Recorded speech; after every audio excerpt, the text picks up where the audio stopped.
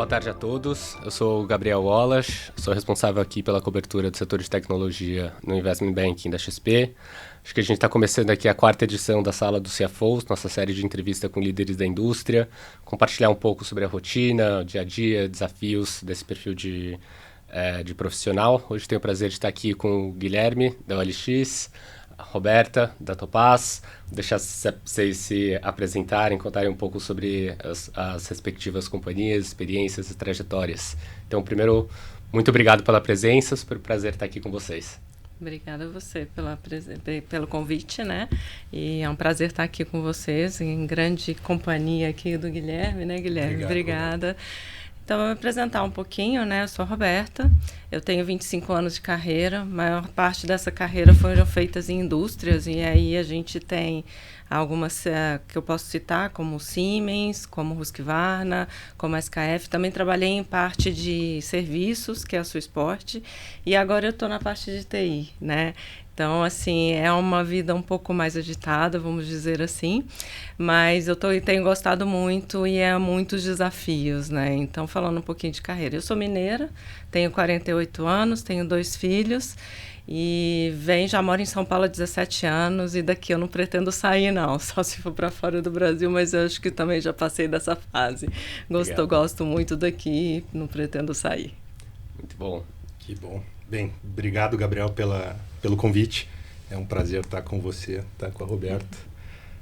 Eu sou natural de Curitiba, fiz meus estudos por lá, comecei minha carreira na PwC, na parte de auditoria e consultoria tributária. Em 2013, eu tive a oportunidade de trabalhar na PwC na Holanda. Enfim, fiquei 2 anos por lá e a Prosus, que é um dos grandes investidores de internet no mundo, se tornou meu cliente e em um determinado momento eles me convidaram para se juntar a eles. De 2016 até 2023 eu tive em várias funções financeiras dentro da Prosus, sempre em tecnologia, sempre em e-commerce, marketplaces, classificados. E no ano passado tive a oportunidade, depois de 10 anos fora, de voltar para o Brasil e assumir a posição de CFO da OLX Brasil. Estou aqui há 1 ano e 4 meses. Tem sido um período bem desafiador, mas ao mesmo tempo bem gratificante. E, enfim, esse é um pouquinho da minha história. Muito legal, muito legal. Interessante que vocês vieram de trajetórias diferentes e agora compartilham a mesma posição de CFO. Acho que até aproveitando esse gancho, vocês pudessem comentar um pouco sobre como vocês enxergam o papel de CFO numa empresa de tecnologia, como isso vem mudando ao longo do tempo. Acho que seria legal ouvir a perspectiva de vocês dois. E se quiser começar. Deixa eu deixar a Roberta começar nessa. Claro. Vamos lá. Eu falo assim, que toda empresa tem o seu desafio, né? E o da tecnologia, o que a gente pode ver é que a velocidade é muito dinâmica, né? A coisa é muito meio louca, vamos dizer assim, né? Você tem que acompanhar a velocidade que as pessoas têm, que o mercado tem, que a própria tecnologia tem. Então, eu vejo que a diferença que a gente tem, né, de mercado, de outras empresas e tudo mais, é justamente essa velocidade que uma empresa de tecnologia demanda. Então, você não pode dormir no ponto, né? Você não pode esperar um outro concorrente, você tem que estar sempre ligada, você tem que suportar muito bem os negócios e acaba que a gente faz um pouco de tudo ali dentro, né? A gente faz um pouco de tudo, não sei você, mas... Não, sem dúvida, acho que a minha visão e a minha experiência, ela é muito parecida, né? Acho que tecnologia versus outras indústrias tem diferenças muito, muito importantes. Acho que um elemento que vale a pena mencionar é o nível de maturidade da empresa, né? Isso conta bastante no tipo de expertise, nas atribuições do CFO, né? Se você pensa uma empresa num nível de maturidade mais baixo, que está consumindo caixa, que está precisando levantar capital, você tem um tipo de skill que é necessário para aquele momento da companhia. Se você olhar por um outro ângulo, uma empresa que é mais asset heavy, que precisa de investimentos de capital com frequência, você vai precisar de um CFO que tenha um outro tipo de skill. Mas olhando friamente tecnologia versus segmentos mais tradicionais, eu concordo muito com a Roberta. a velocidade é o principal elemento. O timing das coisas é um negócio que para quem olha de fora, chega a ser um pouco impactante. Entendeu? Insano, né? Às vezes. Insano. Precisa estar sempre atualizado com as novidades, com o que está acontecendo no mercado, seja aqui quanto lá fora, que acho que tem uma dinâmica global no mundo de tecnologia que é super forte, né? Sem dúvida. Sem dúvida. Inclusive, impossível falar de tecnologia sem passar pelo tópico de AI, dados hoje em dia. Seria super legal ver um pouco como vocês têm visto esse movimento aí seja Brasil, seja mundo, como vocês têm incorporado nas suas rotinas, o que vocês imaginam de potenciais usos nas perspectivas da companhia, seja interno, seja externo. Deixa eu começar nessa. Você começa dessa vez agora. Tá ótimo. Olha, eu acho que a gente está diante de um movimento tectônico que pode ser comparado ao que foi a internet na década de 90, entendeu? A forma como a gente vive, a forma como a gente se comunica, faz negócios, opera uma empresa, tende a mudar muito drasticamente nos próximos anos com AI generativa. Eu acho que ninguém pode negar que é um evento, é um movimento muito significativo, né? Dentro da OLX a gente já tem uma série de modelos de AI sendo utilizados, né? Seja na nossa aplicação, no produto que está na mão do cliente, seja para processos internos da companhia, em back-office, em finanças e RH. E aí a gente está falando das coisas mais básicas, como um chatbot, até modelos preditivos que ajudam a gente a prever fraude, entendeu? Eu acho que o investimento em AI, tem empresas que estão indo com mais força, tem empresas que estão ficando um pouco para trás, ou mensurando, olhando o cenário, vendo o que vai acontecer. No nosso lado, a gente está com uma visão de que isso aqui pode ser muito disruptivo para a gente disruptando outros negócios, ou a gente pode sofrer disrupção. Então a gente se viu numa posição que não dá para a gente esperar muito, a gente ter que levar esse negócio muito a sério, essa tendência muito a sério. É o dilema do líder, né? Você tem que puxar a transformação para não correr o risco de ser de alguém te puxar. Exatamente. Ao longo do caminho. Exatamente. Muito legal. Não, o que eu posso dizer também, né? Concordo com tudo que ele falou, e a gente fala muito, que nem a gente escuta falar, né? O gênio saiu da lâmpada e não volta mais. E realmente não volta mais. É um jeito, uma maneira totalmente diferente de trabalhar. Lá na empresa, a Topaz, como todos sabem, é do grupo Stefanini, né? E a Stefanini já trabalha com inteligência artificial há 14 anos. Então, ela foi pioneira aí nesse processo, e hoje que eu vejo que é interessante, diferente de outras empresas, além da gente ter inteligência artificial embarcada nos produtos, como o Guilherme mencionou, nos processos da empresa, a gente é mensurado pelo uso. Então, todas as áreas são mensuradas se realmente vocês estão usando. Então, assim, a gente tem reportes que a gente solta mensalmente, até semanalmente, para ver se as áreas estão usando, quem está usando, como está usando.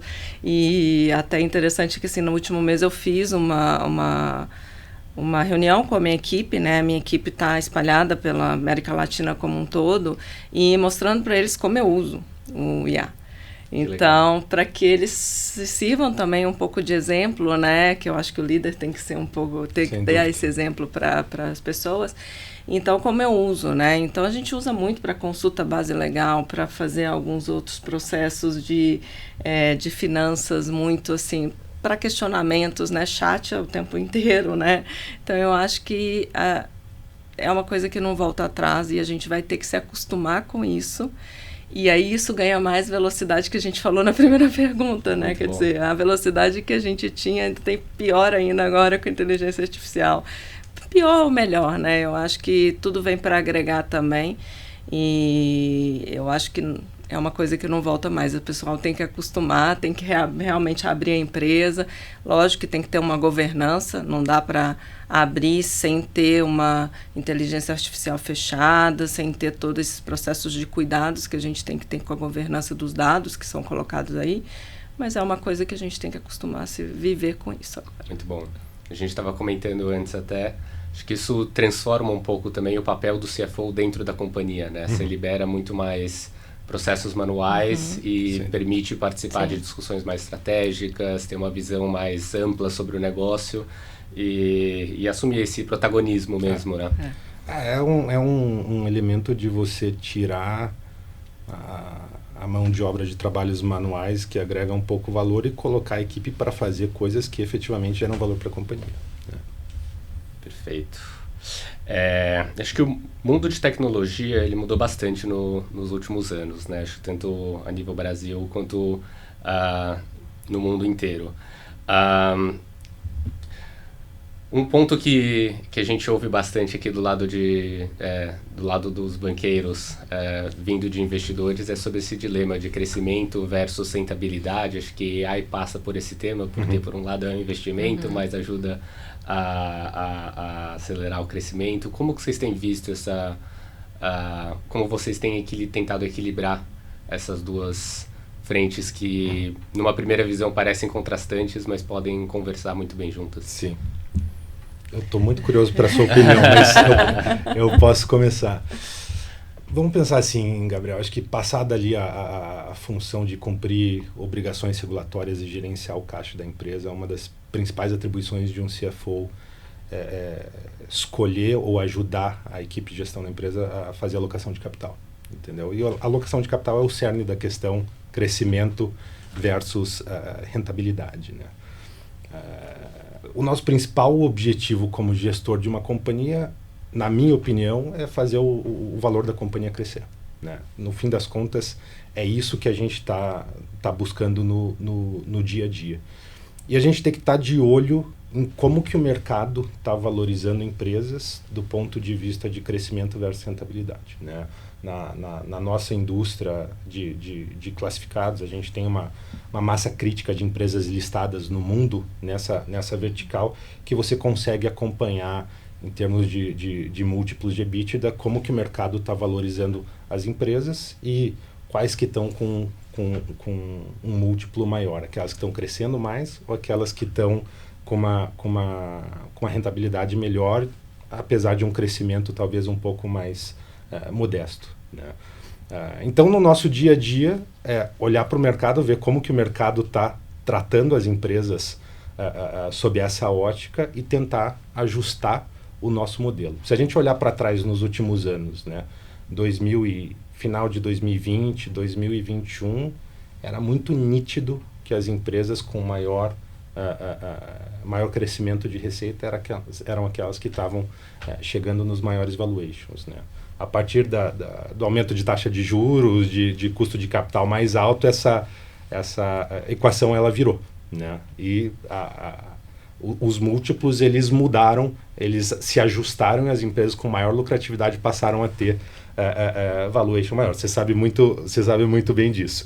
Então, na minha visão, o balanceamento dessa equação passa por olhar o que o mercado está te dizendo, entendeu? E ele está falando com você sobre a ótica de quais empresas estão atingindo o melhor valuation, sejam as que crescem mais ou as com melhor rentabilidade. Legal, super interessante. E acho que também deve ser um desafio comunicar e conseguir convencer o investidor, às vezes, de que um investimento, por mais que consuma rentabilidade no curto prazo, vai se traduzir em um crescimento no médio prazo e saber exatamente como ajustar as duas pontas. Não tem receita de bolo. Não tem receita de bolo. Não, exato. E cada negócio é um negócio, né? E aí, só complementando o que o Guilherme falou, a gente também tem que pensar na longevidade da empresa.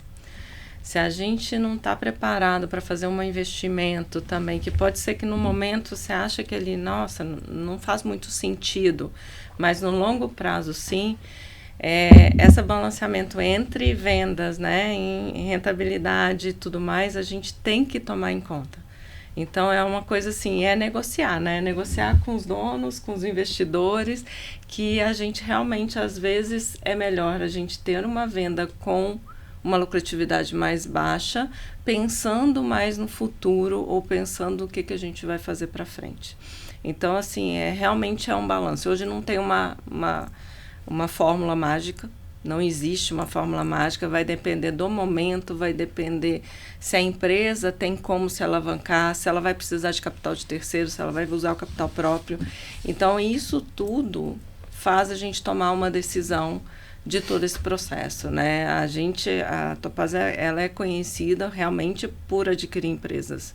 Então, a gente trabalha com M&A o tempo inteiro, né? E a gente adquiriu uma empresa esse ano, provavelmente mais para frente a gente vai adquirir outra empresa, já estamos em final de negociação. Legal. Então, as coisas estão andando e andam numa velocidade tremenda e a gente às vezes realmente abre a mão da rentabilidade para um aumento de receita, mas já visando uma questão de oportunidade, inclusive de portfólios, né? Quando a gente olha de serviços, de produtos que a gente pode dar para o nosso cliente, muitas vezes faz sentido eu abarcar mais um processo ou uma empresa para que eu possa poder prestar melhores serviços ou trazer uma comodidade para o meu cliente. Então, isso tudo é uma fórmula, né, que não tem o certo ou errado, mas depende de cada empresa. Legal. A gente ouve muito do Rule of 40, né, a regra dos 40, que serve como regra de bolso, mas no final das contas, cada caso é um caso, cada situação é uma situação, tem que fazer conta e ver o que faz sentido no momento, e se você acreditar naquilo, argumentar, saber argumentar bem e seguir em diante. Na indústria de classificados, a gente não fala do Rule of 40, a gente fala do Rule of 70. 70. É um pouco mais agressivo. A barra está mais alta. Está mais alta. Boa. E falando em crescimento, alocação de capital, o que vocês enxergam que são os principais desafios para crescer as companhias aqui no Brasil, estando em segmentos diferentes os dois, e como vocês pensam crescimento orgânico versus crescimento inorgânico, né? Os M&As você estava comentando, Roberta, que vocês olham bastante. A gente aqui na Topaz, a gente olha muito a questão de crescimento, a gente tem um CAGR de crescimento em torno de 20% ao ano, então é um CAGR bem agressivo, né, quando a gente fala nisso. Mas a gente olha orgânico e inorgânico, tá?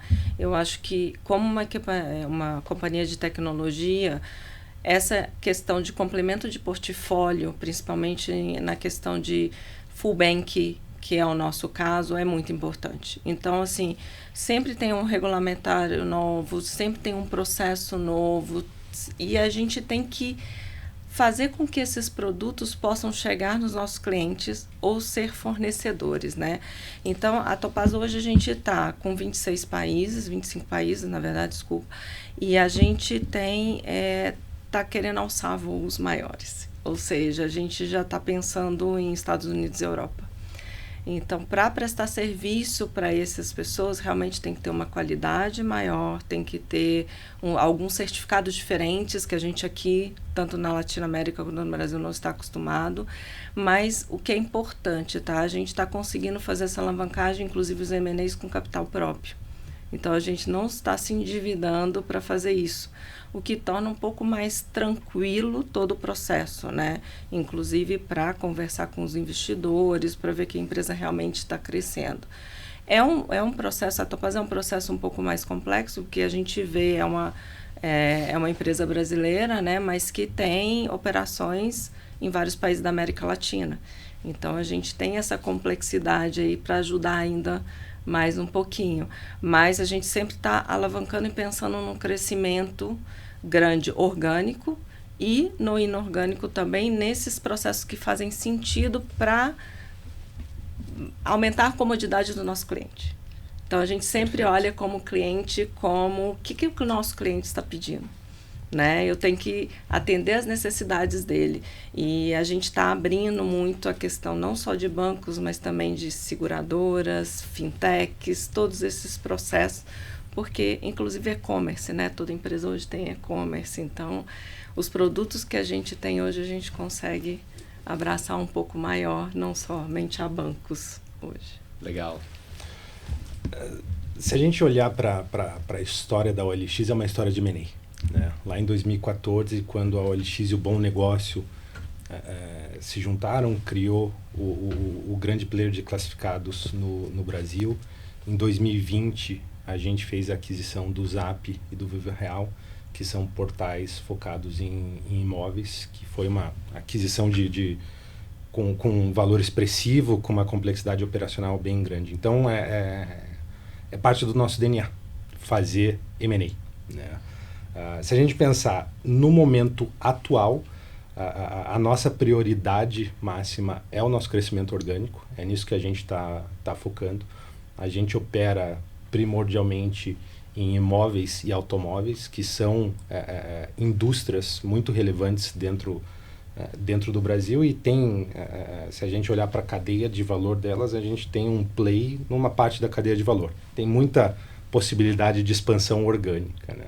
Ao mesmo tempo, são duas indústrias que, por serem a compra de um imóvel, a compra de um automóvel, grandes momentos da vida de uma pessoa, tem muita gente que se interessa por fazer negócios ou criar startups e scale-ups nessas indústrias. Então, a gente vê um terreno fértil em termos de ideias novas, modelos novos nas duas indústrias, e, obviamente, a gente está de olho no que essa galera tá colocando no mercado, e se a oportunidade certa surgir, no preço certo, obviamente a gente vai expandir a nossa proposta de valor. Muito bom. Interessante notar que nas respostas dos dois o tema de centralidade no cliente está muito presente lá, né? Com certeza. Acho que isso é um ponto que a gente ouve muito no mundo de tecnologia. Acho que as respostas de vocês foram direto no ponto. Acho que, falando ainda um pouco de movimentos estratégicos, a gente está numa janela agora, já faz um tempo que a gente não tem IPOs aqui no mercado brasileiro. Acho que o mercado lá nos Estados Unidos também está um pouco mais difícil. Como vocês enxergam um potencial IPO lá na frente? O que vocês acham que são vantagens, desvantagens, potenciais desafios?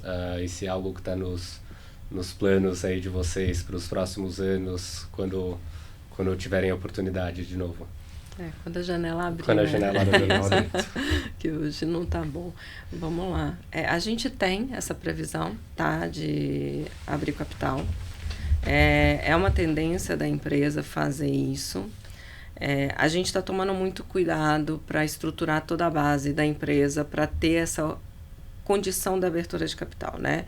Porque quando a gente abre o capital, a gente passa a ter mais donos de empresa, né? Então, a gente não tem somente as pessoas que estão ali com a gente, mas a gente tem que dar uma satisfação para os investidores. Então, eu vejo assim, a abertura de capital é boa desde que você esteja preparado para ter uma abertura de capital. Então, o que a gente está fazendo durante essa janela, que não tem uma oportunidade boa, a gente está se preparando dentro de casa, ou seja, fazendo o dever de casa, olhando todos os processos, automatizando processos, porque a gente é uma empresa, que nem o Guilherme comentou, a gente é uma empresa também que foram feitas de M&As. Então, a gente tem várias, né, culturas de empresas diferentes lá dentro, e que a gente tem que consolidar numa cultura somente.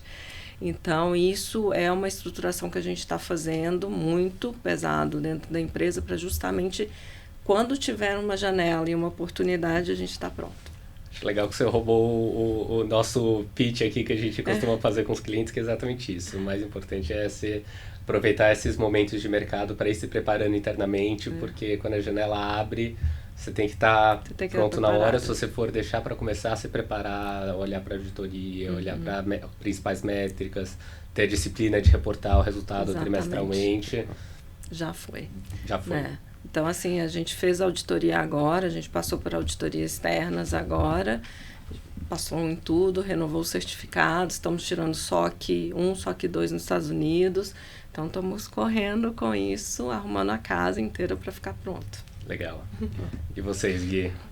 Eu penso da seguinte maneira, né? A hora que a empresa chega no nível de maturidade, a IPO sempre é uma conversa, né?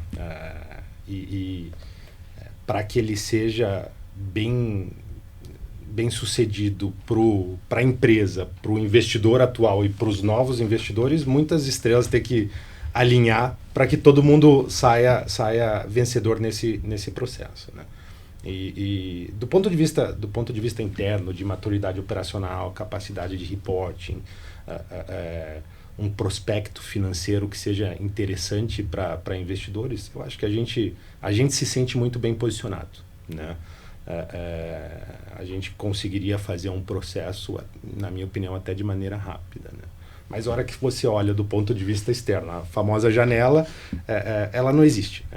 Atualmente no Brasil, ela não existe. E a gente faz conversas de maneira recorrente com players do mercado para entender e hoje não existe apetite dos investidores externos por ativos brasileiros e ativos que geram free cash flow em reais, né?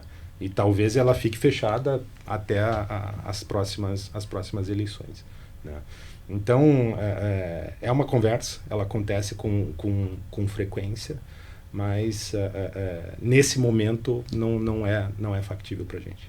Você tocou num ponto importante também, que além da preparação interna que vocês estavam comentando, tem esse aspecto de preparação externa, de ir desenvolvendo o relacionamento com seus futuros acionistas e contando a história, falar, é isso que eu vou executar no próximo ano, daqui 2 anos, daqui 3 anos. A conversa fica muito diferente quando você chega de fato depois desse tempo e fala, prometi que ia entregar X, entreguei 2X, prometi que ia seguir por esse caminho, fiz isso, mais aquilo. Acho que isso também dá uma sensação de conforto do lado do investidor, que facilita muito o processo. Não é que você vai chegar no começo do IPO quando a janela estiver aberta e começar a contar a história da companhia, como começou e tudo mais. É uma conversa muito mais prática, já focada em números, mais direcionada e que é bom para os dois lados, no final das contas. Dúvida. Né? Tá aqui com você hoje é uma parte desse processo. Exatamente. É um encantamento, né? Você tem que fazer a parte do namoro até o casamento. Então você vai colocando aí as qualidades que você tem, vai vendendo as qualidades antes que chegue a venda. Mas no fim das contas eu concordo com o seu ponto. Nada melhor do que executar o plano que você se propôs a executar para criar confiança nos investidores de que é a empresa certa para eles colocarem dinheiro. Exatamente. Muito legal. Acho que a gente tinha preparado algumas perguntas aqui direcionadas. Primeiro, Gui, para você. Quando você assumiu como CFO do Grupo OLX, você mencionou numa entrevista que você tinha intenção de desenvolver estratégias financeiras para impulsionar o crescimento de forma sustentável do Grupo OLX. Você pode explorar um pouco mais quais são essas estratégias, como está a sua cabeça com relação a isso? Sim. Não, sem dúvida. Eu acho que primeiro ponto é aquela fase em que o CFO era responsável pela contabilidade, pagar as contas e receber o dinheiro da empresa. Essa fase acabou, né? A gente está num momento em que não só o CFO, mas o time financeiro inteiro se envolve no negócio e é responsável, corresponsável por execução de estratégia, por entrega, por performance da companhia, né? Então, como time financeiro, a gente tem que estar atento em como é que a gente vai ajudar esse negócio a continuar progredindo, crescendo e crescendo de maneira sustentável, né? Sendo mais direto, o que a gente tem feito hoje como time financeiro para auxiliar o desenvolvimento do futuro da OLX. Acho que o primeiro ponto é ajudar a empresa a tomar decisão de alocação de capital, entendeu? É um ponto que eu falo incessantemente, porque é a decisão de vamos investir agora ou vamos ter mais lucratividade, ou vamos produzir o produto tal, qual que é o timing de break-even, onde que vai chegar de lucratividade, qual que é o nível de lucratividade, bate na regra do 40, bate na regra do 70, entendeu? Esse é um ponto que o time financeiro é core para que essa tomada de decisão seja científica e não gut feeling de alguém, entendeu? Perfeito. Acho que um segundo ponto a gente bate o bumbo da disciplina operacional, né? Reporte interno, falar de métricas, falar de resultado, entender o porquê das coisas, por que está mexendo para cima, para baixo, para o lado. Aqui a gente adiciona bastante valor se a gente fizer isso com rigor e com disciplina, né? E eu acho que um terceiro ponto que é muito importante, né, quando a gente está falando de tecnologia, é o seguinte, né? Hoje no Brasil, qualquer empresa de tecnologia já é ou tem uma aspiração de ser uma fintech, né? O spread no Brasil ele é tão grande, e se você tem uma massa de usuários grande, de alguma forma você quer colocar serviço financeiro na mão dos teus usuários, né? E o time financeiro tem um papel importante na definição de estratégias, qual é o produto, qual que é a precificação, como que a gente vai se financiar para colocar esse produto financeiro na mão dos nossos clientes. Então aqui a gente tem um papel fundamental na definição e na execução da estratégia da OLX. Legal, acho que esse é um ótimo gancho para puxar a palavra para você, Roberta. Acho que a Topaz tem introduzido várias inovações no setor financeiro. Sim. Pode comentar um pouco mais sobre o que vocês têm feito nesse sentido, como vocês têm visto essas questões, principalmente sobre a ótica do cliente na ponta que está usando esses produtos e consegue oferecer serviços financeiros, consegue ter uma usabilidade melhor às vezes, uma transparência maior, uma eficiência maior, velocidade. Não, é interessante até a gente falar, né? Porque todo mundo assim fala Topaz, o que faz a Topaz? Ninguém conhece, né? Aí a gente fecha com todos os softwares de banco. Então, até do core bancário, ou seja, o coração do banco, aqueles aplicativos, né, o Pix, a questão, né, de e-commerce, antifraude, tudo isso, a gente tem softwares e produtos nossos, né? E aí, quando a gente fala nisso de processos e produtos para bancos, a gente tinha os produtos, geralmente o pessoal dos bancos estava um pouco mais tranquilos, não tinha tanta concorrência como tem hoje, né? E hoje a gente vê que eles precisam fazer alguns produtos específicos para ajudar o seu cliente final. Ou seja, a gente chama isso de um pouco de um banco empático, né? Então, a gente tem que ter uma empatia para o cliente, porque tem que ser fácil de usar. Porque senão o cliente vai pegar um outro aplicativo, um outro banco, e ele se troca por causa temos um Open Finance agora, né? Tem todos esses processos. Então, o cliente troca. Então, o banco tem se exigido cada vez mais ter essas ferramentas disponíveis para o seu cliente final. E quem ajuda o banco nessa trajetória é a Topaz. Então, a gente ajuda com todas essas ferramentas para que seja realmente um banco empático. Lógico que a gente usa inteligência artificial o tempo todo para cada vez estar mais automatizado. A gente tem desenvolvedores lá testando. Eu falo que a gente tem uma sala de hacker lá que tenta invadir o nosso sistema o tempo todo para poder ver como é que está. Então, são várias coisas que a gente tem nesse processo que é bem interessante e que a gente hoje olha realmente não só o nosso cliente, mas o cliente final do nosso cliente, para poder fazer todo esse processo de banco empático que a gente tem. Mas uma curiosidade até que a gente pode trazer aqui, a gente tem uma pesquisa chamada uma pesquisa Pulse que a gente faz, né? E a gente vê lá que aqui na América Latina, infelizmente, a gente tem várias pessoas ainda que não têm conta corrente, né? São desbancarizadas. Então, são coisas assim, como é que a gente vai atingir essas pessoas para virar pessoas bancarizadas? Então, até isso, a gente tem alguns questionários, algumas perguntas que a gente está para justamente virar para esse banco empático aí, que a gente quer tanto. Legal. No final das contas, acho que grande parte das estratégias se resumem em aumentar o LTV do cliente, né? Sim. Uma vez que você tem o cliente, você consegue oferecer uma quantidade maior de serviços, atender ele melhor. Exatamente. E seja através de serviços financeiros de um lado, seja através de serviços de software do outro lado. Mas acho que esse é um ponto muito legal e um também comum aí, né, na indústria de tecnologia que a gente ouve bastante. E cada cliente tem uma demanda diferente, né? Por mais que você, eu sou banco, mas cada banco atende o seu cliente, porque o seu cliente final é diferente. É isso aí. Gui, você falou que o foco do Grupo OLX aqui no Brasil é muito no mercado de imóveis e autos. Uhum. Quais as oportunidades você enxerga nesse mercado no Brasil daqui para frente, nos próximos anos? Gigantes. Não, acho que falando um pouco da operação da OLX, né? A gente tem basicamente 3 grandes negócios: imóveis, automóveis e o que a gente chama de horizontal, que são todos os outros bens de consumo que são enfim, trocados, comprados e vendidos nas nossas plataformas, né? Imóveis é realmente a vertical mais representativa do ponto de vista de receita para a gente, né? E a gente está bem empolgado com cada uma das verticais por motivos diferentes, né? Em imóveis, a gente está com mais ou menos 31 mil clientes profissionais no Brasil hoje, só que atuando em 600 cidades.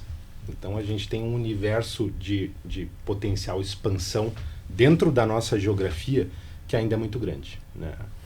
Em cidades menores, em cidades pequenas, as pessoas ainda fazem a procura pelo imóvel para comprar, para alugar de uma maneira offline, né?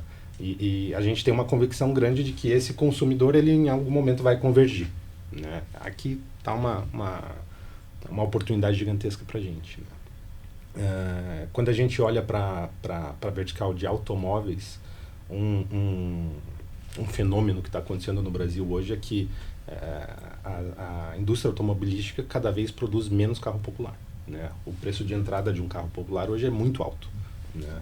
Então, o carro de entrada passou a ser o carro usado, ao invés do carro popular. Exatamente. E a indústria, ou o segmento de carros usados, ele está crescendo numa velocidade nunca antes vista. Então, como a plataforma que tem o maior conteúdo de carros usados no Brasil, a gente está super bem posicionado numa indústria que tem um potencial de crescimento gigantesco, né? E, por fim, quando a gente olha para o nosso negócio horizontal, tem um dado que eu acho super interessante, que é o percentual de e-commerce versus o varejo total no Brasil. A gente ainda está sub 10%, entendeu? Estados Unidos já está batendo 20%, Ásia já passou de 20% há muito tempo, né? A gente tem uma convicção grande de que o Brasil vai continuar seguindo na mesma trajetória desses outros mercados, né? Não só o crescimento do e-commerce vai nos ajudar, como o crescimento do e-commerce de segunda mão vai nos ajudar bastante, entendeu? Tá acontecendo no Brasil, é visível pra gente a desmistificação da compra de segunda mão. E entendeu? É muito legal você falar nesse ponto do mercado secundário, né? Porque acho que vocês, tendo posse de tantos dados, vocês têm uma vantagem estrutural nesse mercado, quase que única, e tem um ângulo de sustentabilidade também nesse mercado secundário, de reutilizar os produtos e evitar descarte. A gente, algum tempo atrás, a gente estava tendo uma conversa na empresa, como que a gente pode se envolver mais, ampliar nossa agenda de ESG na OLX, e um comentário que a gente recebeu foi: não, espera aí, o nosso business model é um business model de sustentabilidade, por natureza, entendeu? Então, poxa, é bom tocar uma empresa, fazer negócios que contribuem de maneira positiva para a nossa sociedade. É uma combinação muito interessante. Para mim, pessoalmente, é um prazer estar envolvido com um projeto que tem essa característica. Muito legal. Roberta, passando a bola para você agora. Quando você assumiu o papel de CFO da Topaz, acho que você teve o chapéu aí de reestruturar toda a área de finanças, processos. Quais foram os principais desafios que você tem enfrentado aí nessa dinâmica, e o que você enxerga também daqui para frente?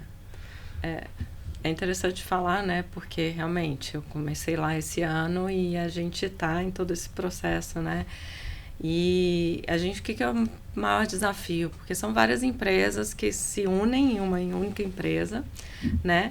E o maior desafio são essas pessoas, né? E quando a gente olha, porque as pessoas têm uma crença, têm um jeito de fazer, têm um processo, e o maior desafio hoje, quando a gente vê de processo de reestruturação, de até começar a usar a IA também, como a gente comentou, são as pessoas, né? A gente está embarcando várias tecnologias para automatizar finanças, para automatizar todo o processo de informação, para justamente ter toda essa base que a gente comentou. Então, eu falo que foi um desafio justamente convencer as pessoas que tem que todo mundo estar junto para pensar numa próxima etapa, né? Num próximo processo. Mas hoje a gente está bem melhor, a gente está bem mais em linha, a gente consegue ver o end-to-end do processo e não de cada empresa, como a gente quando estava consolidando, né? Então é bem interessante esse lado. A gente usa sempre tecnologia, sempre embarcando novas tecnologias, novos processos, tem que estar sempre antenado no mercado, o que está fazendo. Mas justamente é a questão de organização, você primeiro tem que convencer as pessoas. Porque se você não convencer as pessoas e as pessoas não comprarem aquela briga com você, você não consegue.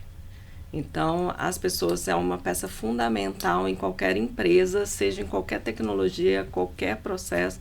Eu acho que a indústria ou tecnologia, qualquer uma, as pessoas são fundamentais. Então, além de respeitar muito as pessoas, você tem que fazer com que elas se sintam parte para elas comprarem as suas brigas, né? Eu gosto muito do Simon Sinek, né? E ele fala muitas dicas assim, e justamente ele fala da questão das pessoas, né? Que as pessoas vão dar suor e lágrimas, suor e sangue, né? Quando você precisar, se você explicar para ela o motivo que você está fazendo aqui. Muito bom. E acho que no mundo de tecnologia a gente fica muito preso nos bits and bytes. Exatamente. E no final das contas os ativos não é uma máquina, um equipamento. Pelo contrário, os ativos estão subindo e descendo do elevador todo dia para chegar na empresa, né? Exatamente, exatamente. Muito legal. Pessoal, acho que estamos chegando ao fim da nossa entrevista. Queria agradecer mais uma vez a presença de vocês dois. Super rica a discussão. E isso. Nossa. Muito obrigado. Obrigada, Gabriel. Obrigada. Prazer, Guilherme. Obrigado, Gabriel. Obrigado, Roberto. É um prazer estar com vocês.